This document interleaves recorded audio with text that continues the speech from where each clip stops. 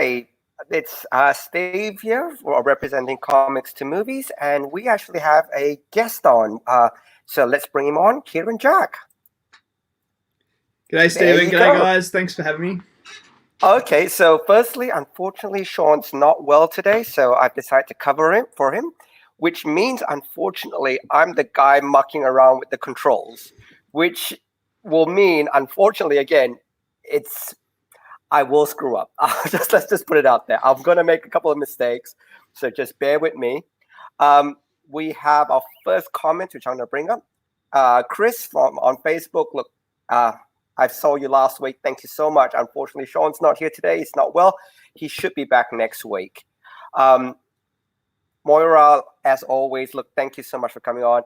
Sean's not well. If you want to give him a ping, but he should be back next week. And I'm hoping Sean is watching this because thanks, Chris. Everybody's giving get well soon because I don't want to muck around with the controls. I'm going to screw this up. Okay, so let me do everything first. I don't know how he does it. The banner's working now. Yay! So I've learned it. Look, I had a crash course about 10 minutes before this to learn how to do this. But firstly, Kieran, like what we always do, look, you've got a campaign. We'll really love to give it a good plug, but let's go to what you want to talk about first, which is, give me a sec. Let's pull it up. And it's a personal favorite of mine, so I'm really, really happy to be talking about it. It's The Boys. So, and I'm going to get this right. I'm going to change the banner. There you are. It works. I'm so afraid it's not going to work. So, but Kieran, why did you pick The Boys? I mean, well, I think it's in part with what I'm doing with this comic book. They're parodying, they're a satire of the superhero genre. I think it's a topic that is well talked about at the moment in this world that we're living in. With the superhero hype that gets around, and I think the perfect timing for The Boys to come out was at the moment, especially with being released on Amazon, but prior to that, with the actual comic release from Gareth and Derek. I mean, that's where it all came from. We're talking prior to this, Stephen, about the comic and how it was, for the time that it came out, it really shook a lot of the it shook the box. Oh. Look, I've read every issue, and honestly, when they announced the TV series, I was thinking it's not adaptable. You couldn't do it justice because for all it was, if you think over the top, it was way, way, way over the top.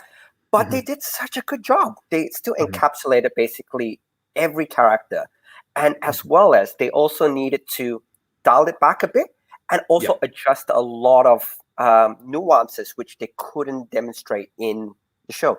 Oh, just really quickly, Sean says he's doing well. I'm really glad, Sean, you're watching all this. And hello to Darren. And fantastic. I always love to see all you guys every week. And look, thank you so much for tuning in. This is what Chris said. Took him a while to get into it, but he loved it. So back to you. Yeah, look, I definitely think it was a different series to try and get into, both comic and TV. I think Amazon kind of gave them the playing field when it came to creating this story, which I think if they had gone, whether it be a film route or a different studio, I think it would have been a lot harder for them to get some of the stuff made because it's so outlandish and it's so violent. You've got them blowing each other's heads off and sexual connotations going on. Everything happens. It's just. I mean, Billy the Butcher is just a violent character, and Karl he takes that mantle and just brings it to his own level of creativity and really knocks it out of the park. And there are very few, I think, actors that could have played that role. And the thing I love about Karl, let's talk Billy Butcher, the character, for a while.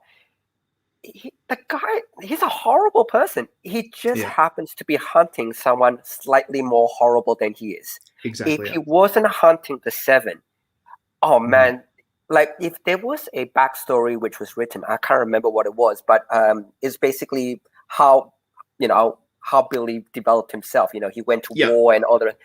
There's a 4-issue miniseries. I can't remember the name of it now. Yeah. But man, he's not redeemable. And in the end, not again. We can spoil the TV show because it's been long enough. But I won't spoil the comics in case people are linked up. But at the end of it, of the comic series, you realize, man, he's not redeemable because he's a horrible, horrible person who just happens to be hunting someone more horrible than he is, and that was it. Yeah, I think I kind of think back to when it first started, and I compare Billy the Butcher to Negan from The Walking Dead, and I think they're two characters that are very, very much the sociopathical style of character, but the actors that are playing them, they match them so well, and there are very few that have done that like these two actors. But Karl, he has such a charisma about him that it carries the series.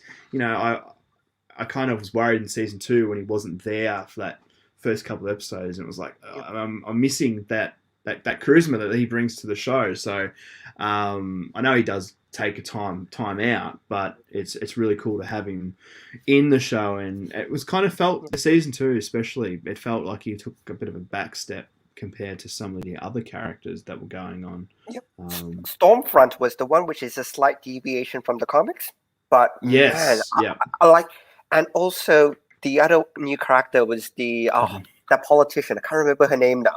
Again, slight deviations from the comics. I know who. But having the writers do those, I think, was fantastic because it's a bit like say Game of Thrones, where they had to deviate from the characters because of course, because Game of Thrones, the the novels by George R. R. Martin were actually much more magical in nature. So you had Lady Stoneheart come back from the dead, but they removed a lot of the magic from the TV series because it's harder to represent. But they did a really good job of it. I mean, we won't talk about season 7 and 8. That's let's pretend they don't exist. But the first 6 were really, really well adapted, and it was taken, and they merged characters. They did, and similarly, Stormfront as a new character. Oh man, she was brilliant. She was a horrible, horrible person, but you understood. She lost because she didn't age. She lost the love of her life. She lost her daughter. She lost the world that she knew existed. So that's where she got into social media, because in the end of the day, she wasn't there to try to make the world a better place. She was just there to screw it over. And I love that no matter after all that, you still feel a bit sorry for her at the end. We know when she's the last scene when she's she thinks she sees her daughter and her husband again. And then, she's like speaking back, I think in German. It's like, and the one thing I also loved is that they never translated that. You had to go and read up on it. I thought that was fantastic. But the Stormfront character, oh man. Yeah. Love to hate her. Well, that's that. Yeah, I think that was the thing. Everyone hated her, but it was so enjoyable watching her when she was on the screen. She actually ate the scenery around her, and I think that goes to credit Seth Rogen as well and the team that brought this together. Like, they obviously worked with Gareth on Preacher, and then going forward with this series, whilst Preacher was still going, it's the kind of respect that these materials really deserve, and they really did respect it. Like changing Stormfront from the character that it was in the comics and then bringing it across to the screen, it was great respect shown. And I really do admire that. I think that they really do respect the source material for what it is, but also be able to manipulate it for the screen to be adaptable when we think it might not be able to. Yep. So let's say hello to a few more people. So Darren, look, thanks for showing up every week. And I'll share the link as well. Darren has a pre-launch coming up, so we'll put Darren's pre-launch in the chat a little bit later. And it's for his next Killer Room. Sassy Gal, as always, look, thank you so much for turning up. And look, I have to say, I'm a huge Supernatural fan, and I'm actually really, really sad that I can't see Jensen Ackles every week. But I'm actually loving that he's coming on to The Boys as And this is an interesting segue as the parody of Captain America as Soldier Boy. And one thing that that's why I chose this particular image. The Seven is basically a parody of the Justice League.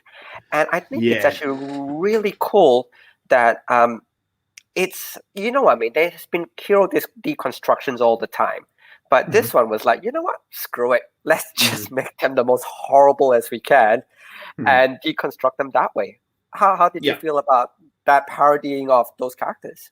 Perfect. I thought it was when they first started their promotion for the series, and it was the Seven, and we've come from a whole thing that went on with the DC universe or film universe for just example. One quick one. Christopher Lawrence comments. Homelander is Superman. So Superman is the Homelander, and Noir is the Batman. The brooding, dark, mysterious one, and of course, Maeve is Wonder Woman. But Captain America parody will be actually really interesting because if they follow some of the plot lines that were listed in the comics, it'll be a blast. I'm sorry. Back to yourself. Kurt. I think it was a perfect interpretation of the whole marketing behind the Justice League film. Unite the Seven, and then the boys came along and kind of just tarnished that with what they were doing with the Seven. So I think it was very smart. It really did bring to light the joke that was, the Seven and Unite the Seven and ha ha ha, which I thought was great. And then when you dive into the series, they really take inside the series, they are parodying themselves with the marketing and the fans and the merchandising of it all. It is hilarious because in real life that's what we're living in with these movies. Well, when they were coming out, every second week. Oh, and I thought that's actually they took some. And see that when the comics came out, there wasn't the MCU. There wasn't that whole. No. But man, they that's why I'm saying that whoever adopted it thought this is brilliant. I can use the MCU and the DCU and make fun of it, and it was fantastic. Yeah, no, they've done a great job of interpreting on screen and building these characters up. I mean, Homelander is the worst, but you do see that what's it called, Boy Scout, of Superman, and you do see Noir as the silent type as Batman, and then you've got your Flash and your Aquaman, and you see that, and I think going forth with that, depending on how many more seasons they do of that, we're going to see, your Captain Americas, your Iron Mans. You're going to see those characters from the comics. Season 3. That's season 3. Exactly, yeah. And I think they've even talked about, I can't remember the name of the organization, but they've even talked about the X-Men and how they'll parody those guys within the comic to the source material from the TV show. So I'm really excited to see what they do there. I know, I'm really looking forward to. I think the X-Men, the parody name was the G-Men, if I remember right. That's right. Yes. Yep. Yes. The G-Men. Yeah. So one of the big scenes at the end of season 2 was basically, they finally killed. I'm sorry if you haven't watched it. Please close your ears for a few seconds. They killed Billy Butcher's wife, and that was that big ending scene, when the son accidentally killed the mom, What did you think about that? What do you think about the deviation where she was still alive? I was shocked because I didn't expect that whole plot line to come out because I read the comics. Yeah. Blew me away. What was your take on that one?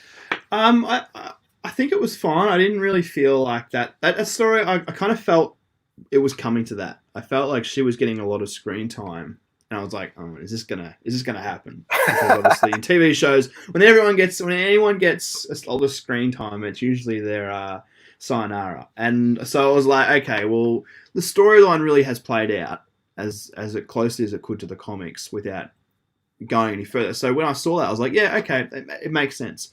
I'm interested to see where they go because Billy's vendetta was to try and free her all season.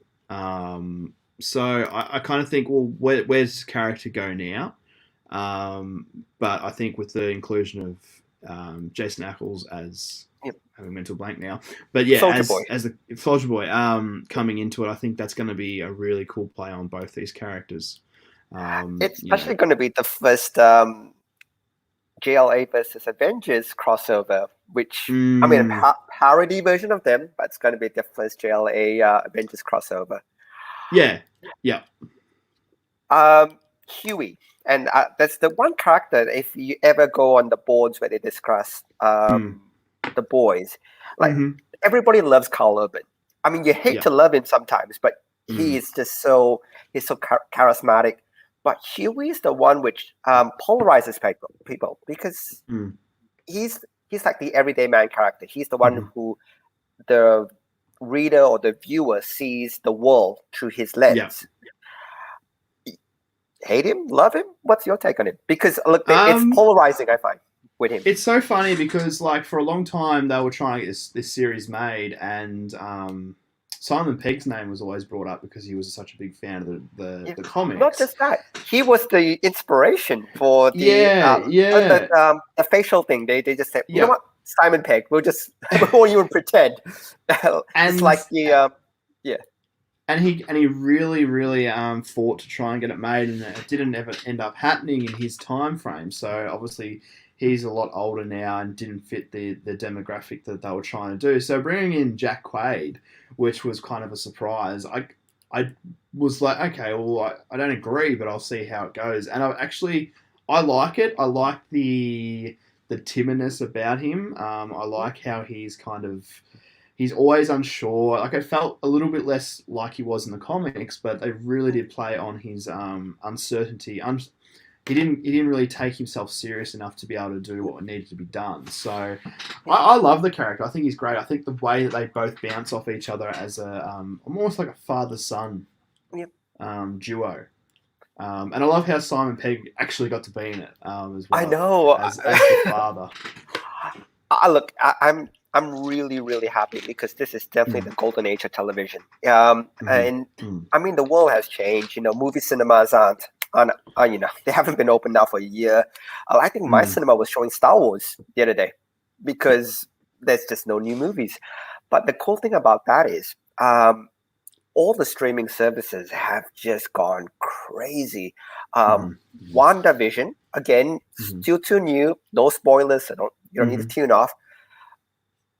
Wow, like the rumors.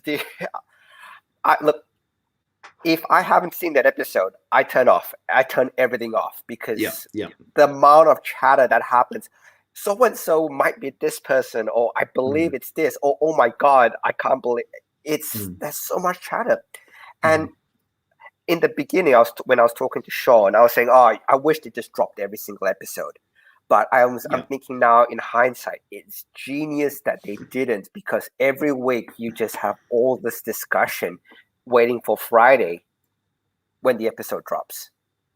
Yeah. Are you watching WandaVision as well, or not yet? Yeah. I'm watching WandaVision, yep. And that's the funny thing, because The Boys Season 1 was all dropped at once. And I binge watched it, and it's funny enough, I didn't really enjoy the first time I watched it. I was like, I feel like they've maybe deviated too far from the comics. But then I went back in the second view and I watched it. And then with this season, how they did the first 3 episodes and then they did week to week for the last 5, I enjoyed it a lot more, which is strange. So I don't know, maybe I'll come back around and just enjoy the episodic weekly episodes. But there is something good about that in itself, that you have the excitement of it each week rather than just binge watching it and just throwing it away. I think so. And also the rumors. For example, I'm just imagining, and I was watching The Boys Season 2 as every episode came out. I'll just pop up more as comments. Because the one great thing about it was there was so many rumors popping around. Who was popping everybody's heads? Why was she doing that? Who was Stormfront really? And when each reveal came true, I felt it had a bigger impact because you were hyping up all these things. And when the show and I suppose it's good and bad. If the show doesn't meet your expectation, it's the biggest letdown. But the show can meet or even exceed it. That's great writing. And just my take on Huey. I love him. I love that he's timid. He's there's a Japanese series that's really popular, Evangelion, and then he's the Shinji character who's always unsure, who always, you know, he means well, but he screws up, and I love that he's the guy who, you know, he gets by and he tries his best, and he has that moment. And the thing is, and if you read the comics, and one of the Billy Butcher's best lines was, because Huey asked him, "Why the hell did you pick me in your team? I don't have combat training. I'm useless. I'm afraid.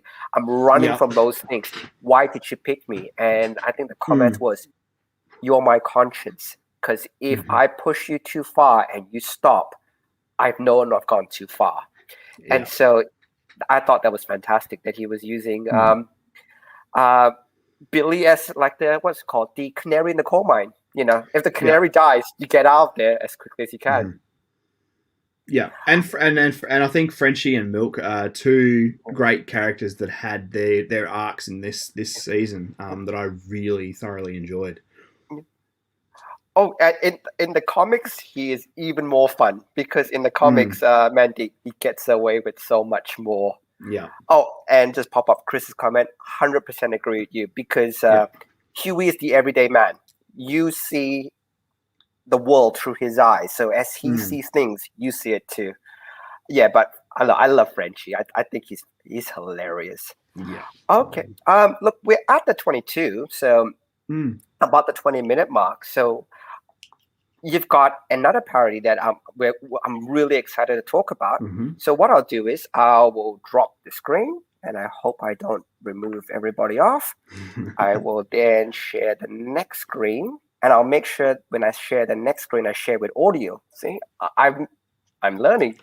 You're learning. You're doing good. Doing good. You got this. Oh, Sean just does it so much better. And it pops up, and I'm hoping you guys can all see this. And we're gonna play your trailer.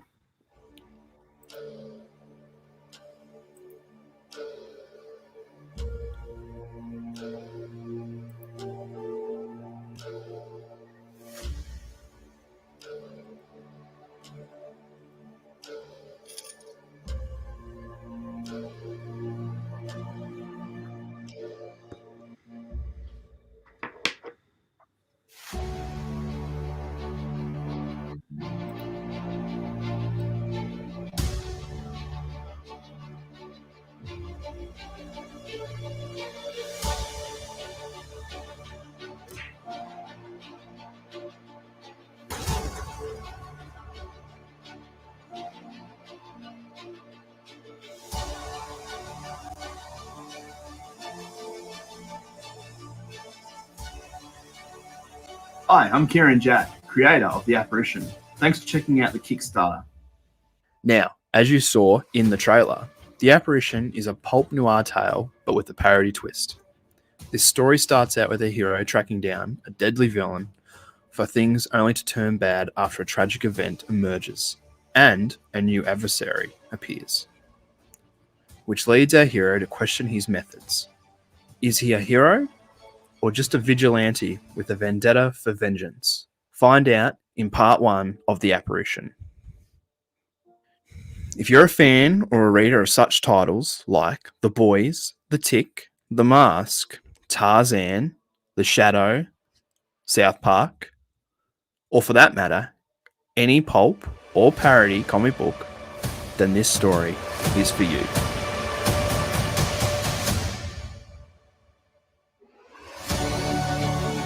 Not only do we have the comic on offer, but we also have a stack of various rewards to pledge towards, including 4 variant covers, a wraparound cover by yours truly, a sketch cover variant, a Kickstarter limited edition cover, and an exclusive foil variant cover.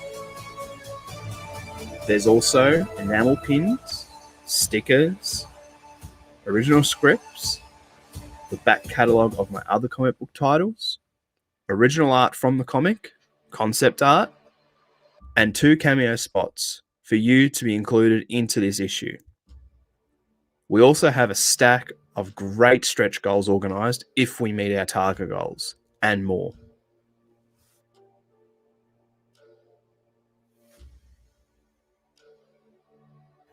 This issue, we also have a great team joining in to collaborate and make this a great comic. With myself writing and illustrating, Claire Jack co-writing and editing, Graham Jackson lettering and cover art, and also Ash and Sanju teaming up for our very first exclusive foil variant cover.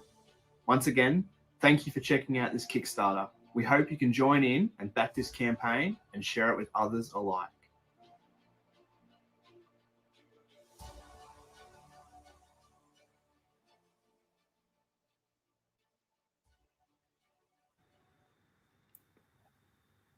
I love the video, but what happened to your little spinning logo? That really cool logo of yours.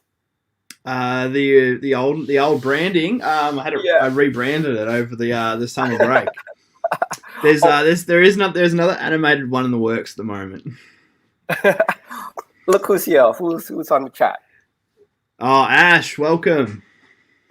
Okay, so I'm gonna let you basically control the next bit. So I'm gonna get the video through. So first things, love to hear what your story, and you tell me when to scroll down. I'll it's your control. It's your campaign, so feel free to no problem. tell me what to do. So the Apparition, it's a brainchild of mine for a while now. I think it's about 3 years ago I thought of it, then benched it, and then came back to it 2 years ago, and it's been stewing and back and forth consistently. And basically what happened was I've done 6 issues of In Purgatory, and I felt like I needed a bit of a break from that. I've been working on that for 2 years as well, so I dove into the Apparition. Now, the Apparition is my, I guess it's my angst against, the tropes of comic book superheroes. It's my angst against the reboots. They're consistent. You start reading something and it gets cancelled. So this is a dig. This is a knock on all the comic books, all the characters that all their tropes, their spandex loving heroes, and it's I guess I'm doing things a little bit differently in this one. There's two parts to this story. In those 2 parts, there'll be we'll have 5 stories in the first part and then 4 stories in the next part. They're all continuing stories. But basically, it's kind of its own little start to finish. There'll be nothing after this. I've had a lot of fun building this world and these characters, and basically just ripping on the world of superhero comics in the process, which has been very highly entertaining. Okay, so let's scroll down a bit further. So. I love that foil cover. Is that an Ash? Is that Ash's one? That's Ash. Yeah, that's Ash and Sanju's cover. That's they've Sanju's created on that the one. left. So no, that's Graham Jackson's on the left. So Sanju colored it, and Ash penciled and inked it. Oh, okay. That's the Batman. Like a very Batman type pose. Yeah. It's very, very swashbuckling superhero, which fits the genre that I'm going for here. I've got to ask, and so this is just in terms of layouts, because I make comics as well. I saw the layouts you have is very square. Like you have the 9s, then you have the 6s, and then you have the 2s and the 1s. Very. Is there? I'm guessing there's a thought process behind it of why you did it in that rigid structure, because nowadays everybody does panels that that cool dynamic panels. You very rarely find rigid panels like this anymore. What was your process behind it? So my process was, because these are very, like, each story is give or take 12 pages, so that each single story inside the parts are 12 pages tops, or whatever it may be. And to tell that story, I kind of had to reduce the sizing down. But what I did was I did my research. I looked at a lot of pulp noir comic books from the 1930s to the 1950s, and their storytelling was very condensed into those stories because they weren't printing, what we get now to 24 to 36 pages of a story. So I kind of went back, I've got to rethink of how I do this because I've had so much fun with being spreading out my pages within Purgatory and the Talking Bread. So doing that, it kind of had to change the process again. And I always like to challenge myself with each project and work out how I'll do something differently to kind of reinvoke what I'm doing. So yeah, this one was definitely testing to try and fit everything into the panels like this instead of doing it the way I normally do it. But it's been a good learning curve as well. And I kind of have a bit more understanding, again, learning, which you never stop doing, of your sequential art and your characters and your dialogues and how it'll all transpire onto one page and then continue to the next and to the next. So, yeah, it really is different to what I've done before. And I think a lot of people who have read The Talking Bread and have read the in Purgatory will see a different storytelling format again with the Apparition. Just in terms of, and just a quick touch base on the say the Silver Age or Golden Age storytelling, using classic Spider-Man. So the original origin of Spider-Man, if you recall, was I think done in about, please don't quote me, and somebody in the chat's going to yell at me if I get this wrong, but I think it was done in about 15 to 18 pages. So the whole burglar, Uncle Ben, the whole thing was done within 18 pages. When Ultimate Spider-Man came out, it took 5 issues for Uncle Ben to die. So he didn't become Spider-Man until like issue 7. And I think there's that whole decompressed storytelling, which has become a lot more prevalent now. So actually, it's a real, I like the, by the way, the original Spider-Man is still a classic story. It's not, it's still fantastic. And it's actually really nice to see it come back to that, that really not compressed storytelling, because that's the way it was, but they decompressed it. But back to that type of storytelling where you jump in really, really quickly. I'll scroll down a bit more. And this is what I mean. Finding that a lot more too. Yeah. So it does change. Yeah. So it does change throughout the story. There will be 9 panels to 6 panels. There is a nice little surprise within this part that I'm not going to. It hasn't been shared anywhere yet, and it's called the prologue.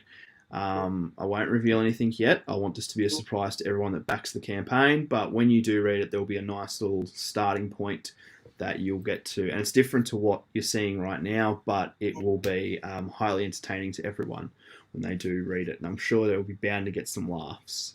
Oh, fantastic. I don't know if you've seen the screen, but Moira is one of the biggest indie supporters out there. Thank you, Moira, yes. Fantastic. So she backed the last campaign, yep. Happy to pop whenever Moira comes up, because she's really, really fantastic. This is what I mean about the 9 and the 6, that back to that very rigid panel layout. Yeah. But look, I think if that's what you're trying to encapsulate, I think it's fantastic. I actually am really, really interested, because when Stanley came to Sydney, I actually bought the original Spider-Man omnibus. I think you're looking at about the first 20 issues of Amazing Spider-Man. Okay. Mainly because I want him to sign it. Yep. And it's really, really different storytelling. It is so different. He lives everything on the cliffhanger. Small factoid. Betty Brant was Spider-Man's first love interest, and she's never ever mentioned again. Yep. Nobody picks up Betty Brant anymore. It's like a bit of a shame. But for the first 10 issues, Peter just was after Betty Brant. Anyway, let's go down, and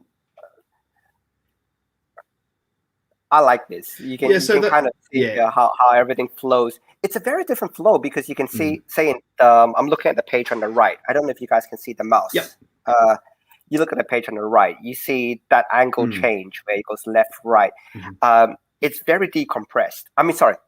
Reverse that. It's a very compressed storytelling where it doesn't show that the movement so much, but it's like, here we are, switch camera angles. Yeah, it is very different, and anyone who is familiar with my work in Purgatory It's completely different. I think I 2 years ago I worked with Matt Kime on The Wrath of the Cursed. I did what we still believe to be the first of its kind variant comic. So I illustrated his pages that he'd already illustrated, but I did it in my style and the way I would set up panels. But it also taught me about compressing, your storytelling and how you limit yourself. Now, Matt's stories, for anyone who's familiar with it, they're very large stories that he tells. You're looking at 32 to 36 pages per issue. So for me to jump on board and do that, as crazy it was an idea, we did it. But it did teach me a lot about sequential art and how you can relay things into a smaller, compacted story, but tell a much faster story in the process. So, yeah, I mean, it's definitely different. For anyone who knows my work, they're going to definitely get a shock from it.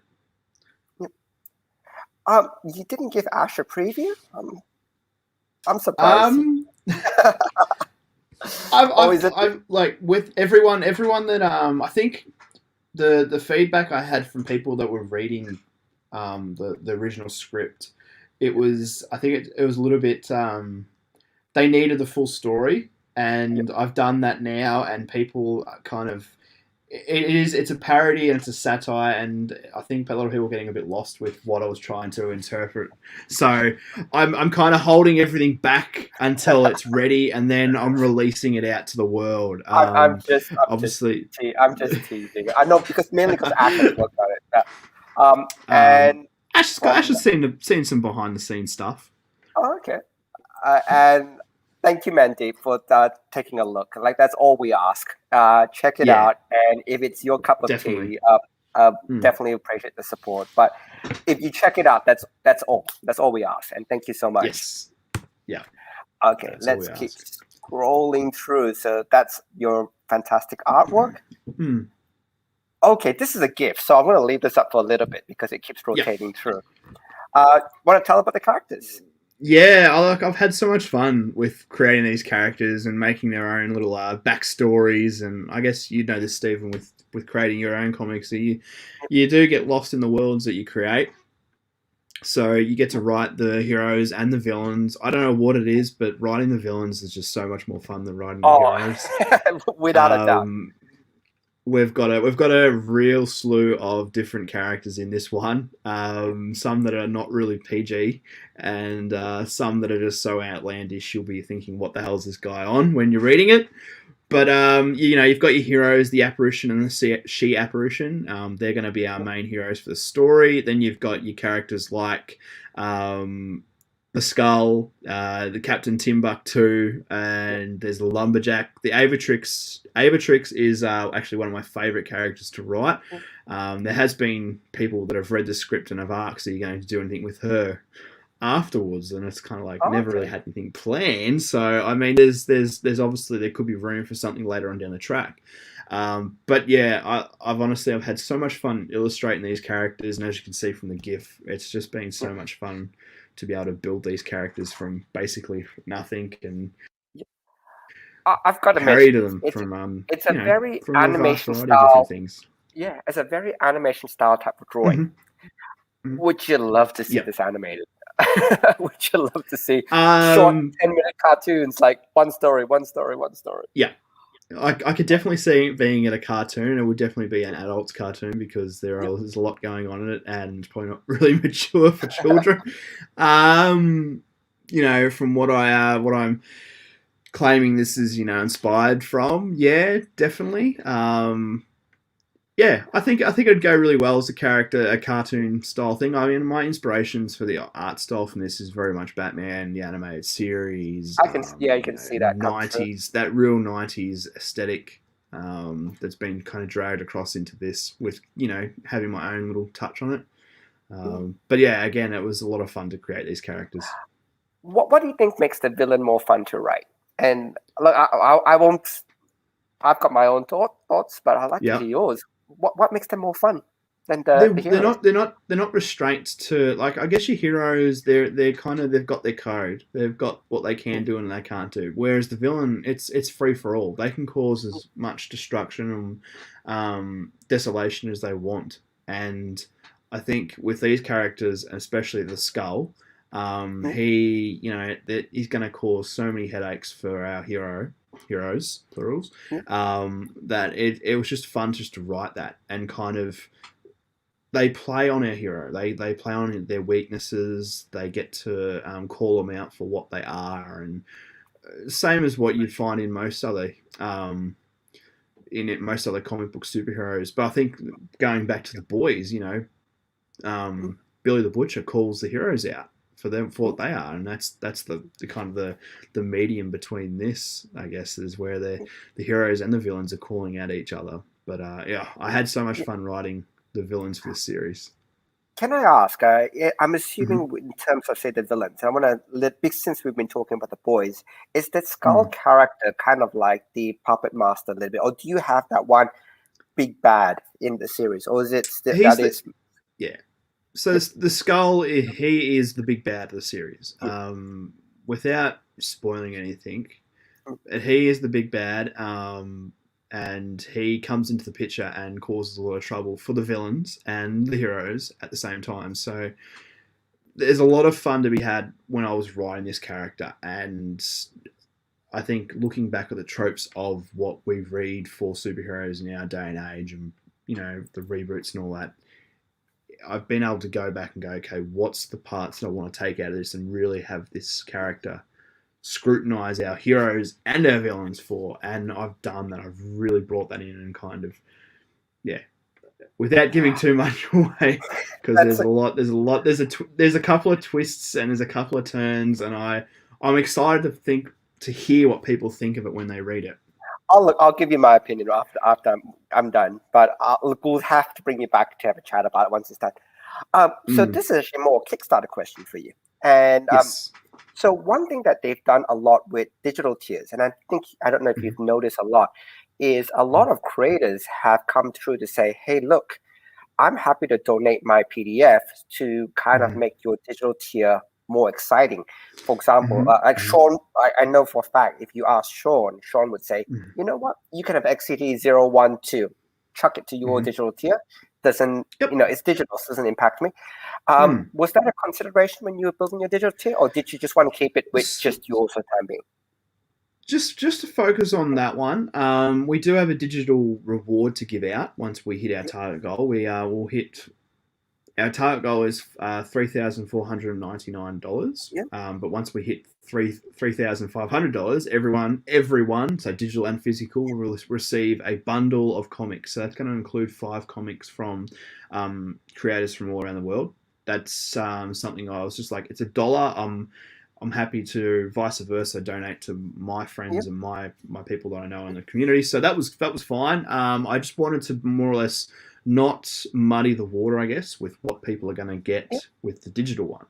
So that in itself, I was just like, I was making about the Apparition so that people don't get too confused about it. And then, because we've got such a small space to work in, I didn't want to condense those tiers too much. Oh no, and it overflow the consumer. Yeah, no, it makes perfect sense. That your goal, boom, your digital tier is not just for that 60-page comic. I think, like, for example, I think my last campaign, my previous campaign for that, I think Transhuman, if by the end of it I was chucking more comics onto it, I think if you back the digital for my previous campaign, you would get like 500 pages of reading. Absolutely. We'll talk offline. Whatever, if you want anything of mine digital, it's yours. Just we'll talk offline. Thank you, man. Anything that interests you, if you want to chuck it on, it's yours. So let's scroll down a bit. Thank you. That's the digital. You've got the 2 printed copies. You've got I'm assuming shipping wise, is it only Australia or is it anywhere in the world? No, so I'm doing it all around. I'm doing it all around the world. Obviously, with COVID, it's had to change a little bit. We have to make sure that everything gets tracking now. So we had a couple lost in transit over the last 2 campaigns. So just to be sure that our international orders get to them they arrive destination, I'm making sure that we're covering ourselves and our backers. I don't want to disappoint anyone, and so there are international costs with getting that across to you, which I do understand is price difference compared to Australia. Look, and unfortunately, and I have to say this, Australia Post is Australia Post. We really don't have any other options. There is no real other options. Within Australia, there are some couriers, but if you're going international, unless you want to pay $200 for a direct courier, it's saying that though, because I don't know if you know, but there's a bit of politics here. There's a little bit of different countries have different postal things, which means postal agreements, which means if I'm in New Zealand, I will accept all Australian letters and I will post in New Zealand at my cost. Similarly, Australia would take all New Zealand packages and post it all within cost. Of course. There's a lot of countries who do take advantage of that, unfortunately. And so if you're shipping from some countries, the shipping is dirt cheap. You're talking next to nothing.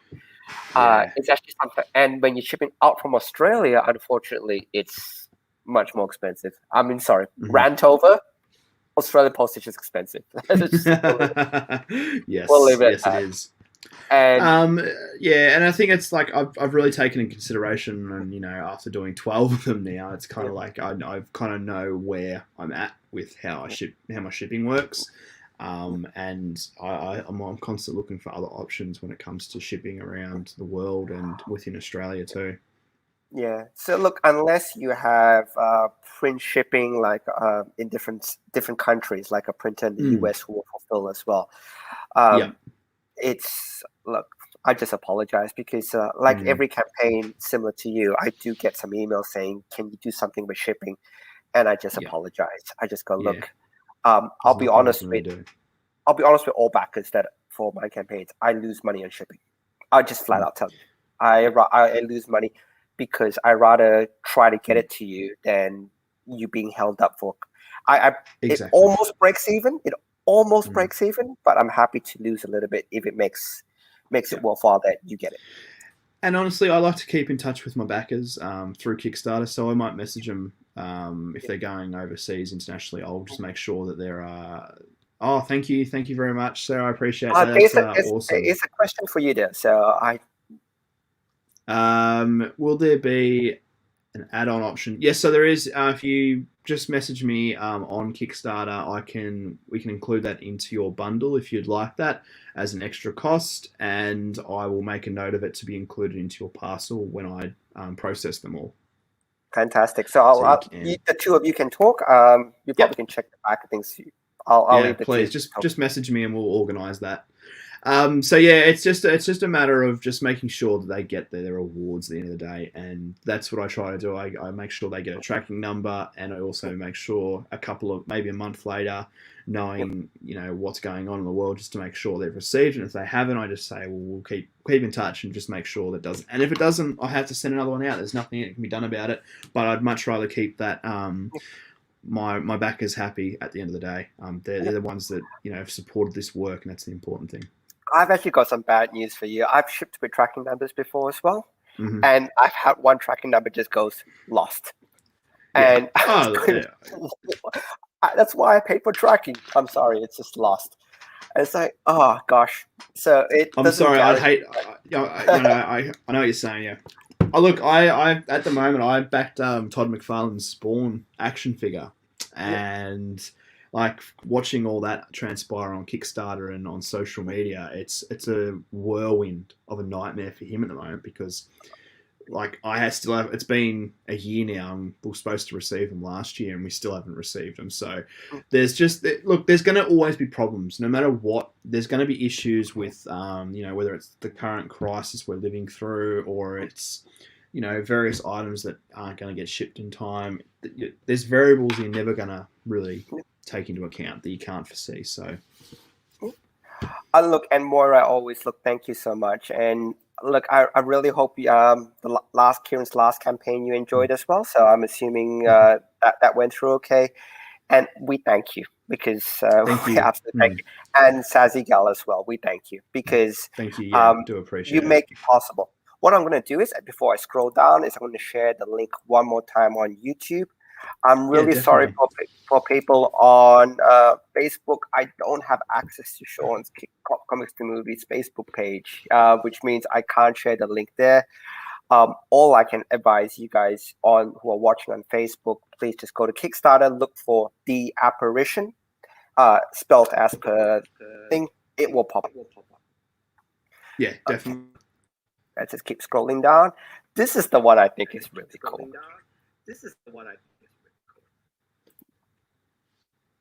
You want to talk Which about one's the foil cover?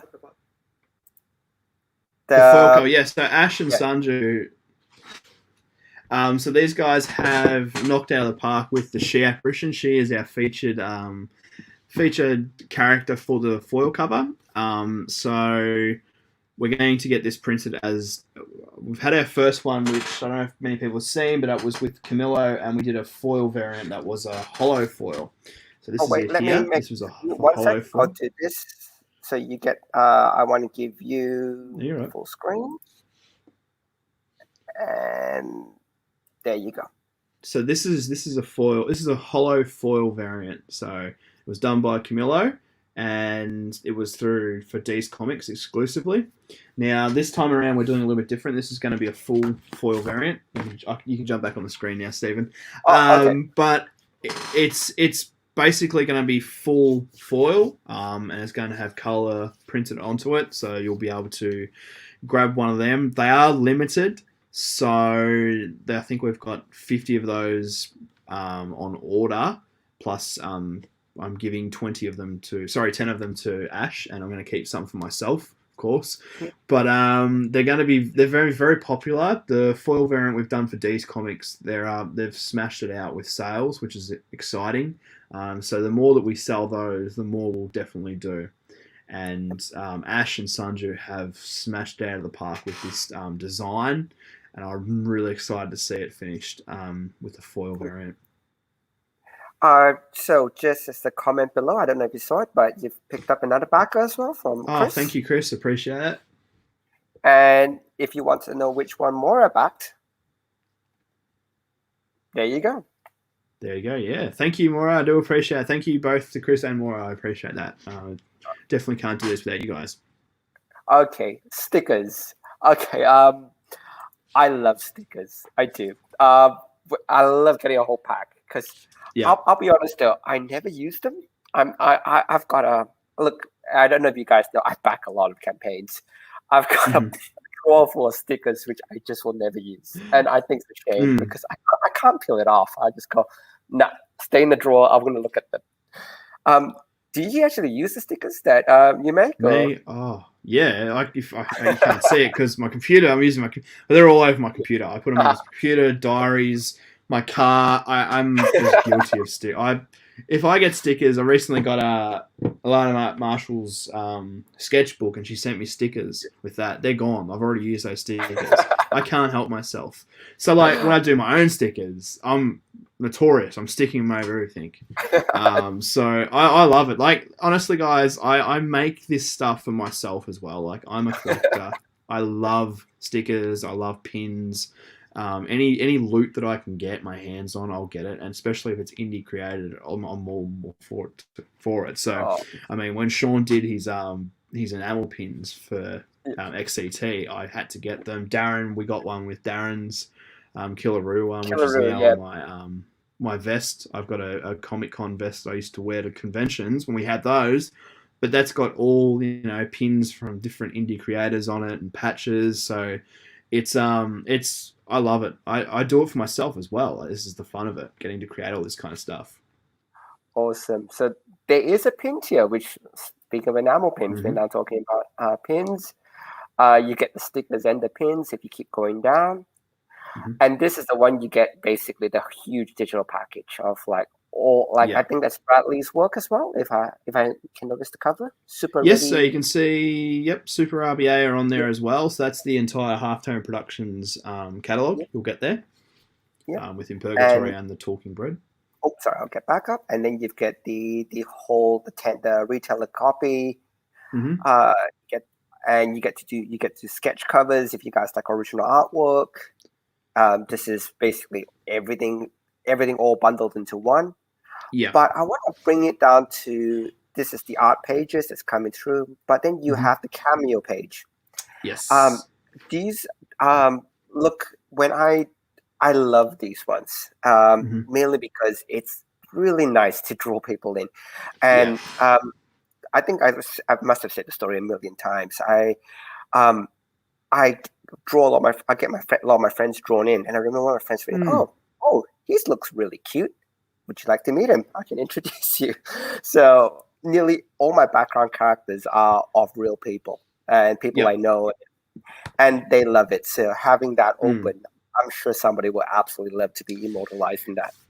Yeah, there's two of them. We've got one that's in a bar fight, which I'm really excited by. I hopefully will have more of that before the campaign's finished. I'm still working on that page because they're going to be the last pages that are illustrated. I'm kind of holding on to them. The one you see here, it's partially illustrated with. What I'm going to do is I'm actually going to go over it with the character after I've illustrated it, based off whoever backs it. If someone does back it, but the two cameos we've organised. I like to make sure that people get their value for money, and so they'll actually get they'll actually get a caricature of themselves before it goes in, so they're happy with it, and I'm happy with it, and at the end of the day, I guess it's a piece of history for them as well because they're going to be included in someone's work. Fantastic. Okay. Oh look, we've got a few more minutes left, so I'll just run through. You can pick up as part of add-ons, t-shirts, additional enamel pins, stickers, basically anything that you want is available as an add-on. So add-ons are relatively new to Kickstarter. So when you do your pledge, as soon as you put your pledge in, you'll get a list of options. Just pick whichever option you want as your add-ons. I think it's a really fantastic thing that they've done to basically streamline the reward structure. Rather than trying to work out every single combination, you pick the cover you want, and then you pick any additional bits you're after. Stretch goals. Look, we're gonna, as soon as you get us, I think one of the stretch goals has been mentioned. It's going to be a whole bunch of additional digital comics that are going to be released, and the rest will be kept secret until it happens. Well, the 100 backers is going to be a poster. We've got a poster, a movie poster that I've teased on social media. It's going to be printed as an A4 movie poster, I guess you call it. So we're going to do that when we reach the 100 back. If we reach the 100 backers, I should say when, but if we reach them. And thank you for sharing it here as well, because unfortunately I don't have access to that COMICS2MOVIES page. All good. Should put but if you guys, and before I forget. Oh, thank you. Awesome, thank you. So you guys are fantastic. So look, we have 2 minutes left on project timeline. Please feel free to read the rest. But what I'll do is in the last 2 minutes, I'll give it to yourself, Kieran. And the whole point about most of these things is it's a personal project. So what makes this project so important to you? Again, it's a dig at the industry of superheroes. It's a dig at heroes in general and their tropes. But also at the same time, I've had a blast creating these characters. So there is a lot of thought put into this story. It's not just your run of the mill parody thing. There's a satire to it. Part of the reason why my wife has been brought into it because it was a very dark parody, and she's brought in as a co-writer. She's brought in a bit of light into it, a bit more humor rather than a lot of dark humor that it was. Which sometimes you can do as a single writer, but having that extra person there. So there is that personal affliction to this story. With how I feel the world has gone with superheroes, and it's a lot of fun. I think everyone's going to enjoy it. The twists that I've got, the twists that I do have in the story, I'm really excited to see what people think, and I just want to hear what people think about it in general. There's been a few comments online recently with what it represents and what it references to, and without getting into trouble, I think that it's going to definitely be salt on the wound to some people. So we'll just leave it at that. I won't say any more than that, but it's been a lot of fun to create this project, and I hope everyone enjoys it as much as I have creating it. Okay, I might leave before it we at that. go, I want to do one last thing before we go. You guys have to bear with me. I'm not as quick as Sean when it comes to all the button clicks, but I want to take one last look at where it is now. So, do you remember what it was before we started? It was What at you were at? $1,775. Okay, let's. I think you'll be pleasantly surprised. There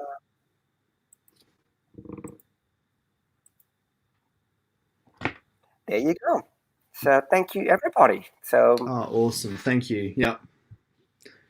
Wow.